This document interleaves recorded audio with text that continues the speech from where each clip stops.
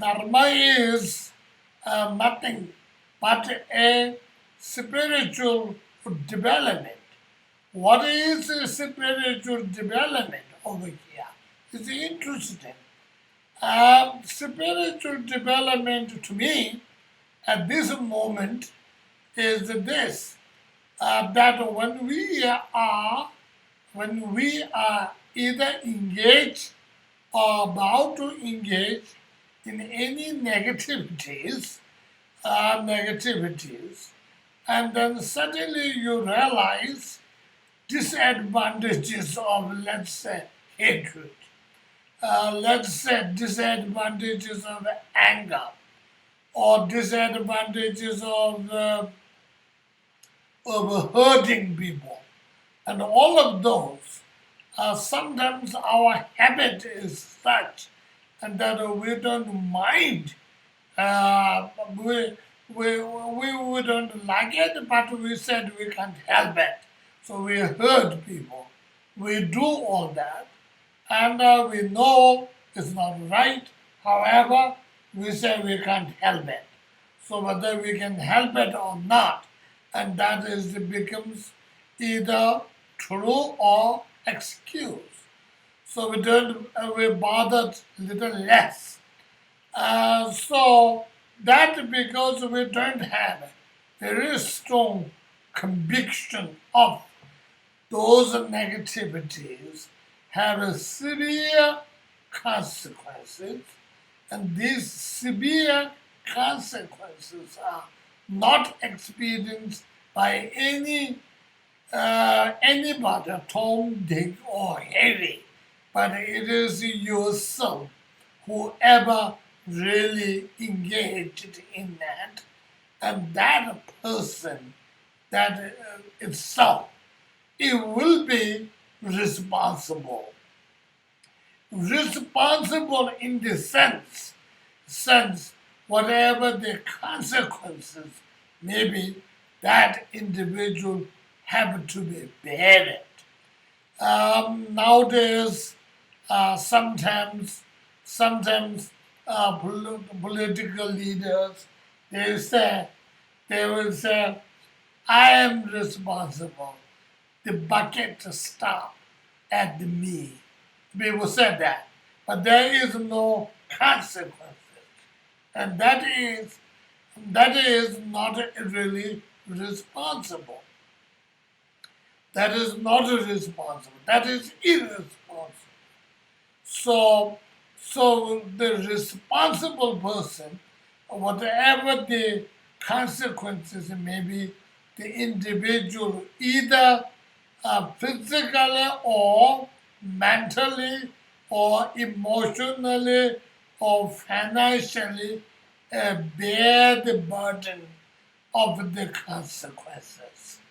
That is really what it is. And when that happens, then we will hesitate to be, to be able to engage or entertained by violence. Otherwise, when we don't have the consequences, so much violence is happening, even in the society today, because there is not so much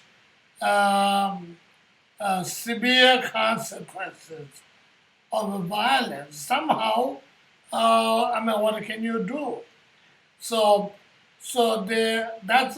That's why there is not a strong enough conviction. So conviction makes the person stay on your principle. So when I mean, it doesn't take away, it doesn't take it by other thoughts. Like I'm telling you about the refuge, and I talk about the Dharma, and I can talk about the Buddha, and we say, oh, Buddha is great, it has this quality, that quality, great. But there's somebody else who say, well, maybe, but maybe not exactly what they say, but something else is better and more important, more effective, more reality. Many times, many of us, even some kind of effective ghost or spirit who are quick to do something that we pray for or ask for, and but without a real love or compassion or anything, just simply affected. So sometimes the people think there are more, some people think there are more effective, more better than even like a Buddha. So because that individual person doesn't have this nerve or conviction strongly. Similarly, similarly, we hold as principle the virtuous brings good result, bad deed brings bad result. We do hold this strongly and very very strongly. However, if our mind's been shaking, or if our mind is not properly functioning, then we lose this conviction, and so even your sort of understanding of the principle of the negative deeds bring negative result, positive deeds bring positive result will be also shaking because you don't know yet, and you're not so sure, you're not convinced. So this particular mental faculty is not only important in any field and any subject that you are engaged, whether it is business or it is politics or whatever, but very important in the spiritual basis. So it is the almost root of all virtues, and I don't remember exactly, but早晚我特别说I just can't recollect the word, but it says somewhere, I think it's Basubantos, either Abhidhamma Kosha or somewhere it says, but because I don't remember clearly, that's why. It says, so it is the root of all the virtues are said to be the nirvana or this conviction. So how important this particular mental faculty is, particularly for spiritual. Particularly what you have understood, whatever your principles that you have built, and you have to be, if you're really wrong, then you have to accept you're wrong, and then you have to change it. But you can't be so easy to convince because somebody else said so. So I give always example of a flag hanging. On the flag post, the flag is hanging. And now, if there's no wind blowing, the flag will be sitting there.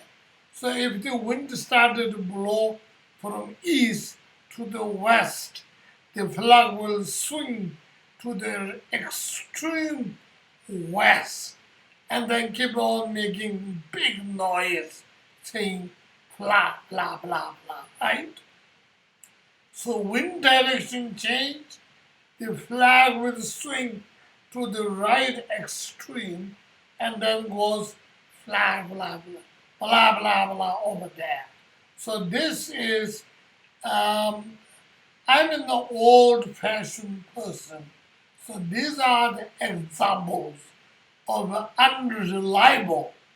So the flag, I'm not saying flag is not unreliable. Flag is unreliable. But flag blowing to the east side is not reliable because the change of the wind direction, it could be blowing extreme west. It could be blowing to the extreme east, or it could be blowing in the middle. All of them are possible. So that is the unreliable example. I use it where I come from. So we don't use much of the flag, but we use prayer flag. Prayer flag is also flag. So prayer flag is blow here, blow there. It depends on which direction wind blow. So sometimes we even advise to our younger ones, don't behave like a flag, prayer flag. So which means strong this mental faculty, whether it's going to be called conviction in English but in Tibetan it is nirvana. Particularly, this is the really basis of the spiritual practitioners. Particularly if you are doing a Vajrayana, a deity yoga practice. And it is really, and this one is important, without which anything I don't see how functions. So will be very, your practice will be completely crippled. The Shantideva said, Gyöchönam tamji zawa mubu tubesu, teye zawa tado ni namin jibu gombesu. So Shantideva has said, the root of all the virtues are nirvana, or this conviction. The root of this is a very strong knowledge, and strong knowledge of consequences, a strong conviction of the deeds, and it is the consequences. I mean, in reality, it means karma, but the word says action, and it is consequences. So when you have that, it is true, And if you have certain consequences, and then any individual who is doing right or wrong will have some ways of correcting it. And if there's no consequences, and then you just simply keep on doing, just like, the Indians have a joke saying, Aya Ram, Gia Ram, the Ram has come, Ram has gone, so it doesn't matter, whatever it is. So the day has come, day has gone, nothing changes, which means no consequences. When there's no consequences, and then there is nothing to be functioned. So anyway, that is about these um, convictions.